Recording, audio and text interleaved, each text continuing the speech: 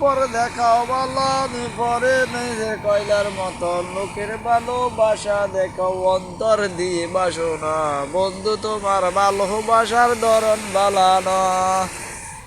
দেখছো নি বারাইন বন্য হয়ে গেছে বৃষ্টি পানি দেখছো নি লাইক শেয়ার করো হ্যাঁ আরো 3 দিন আছে বৃষ্টি ওকে আল্লাহ হাফেজ গুড বাই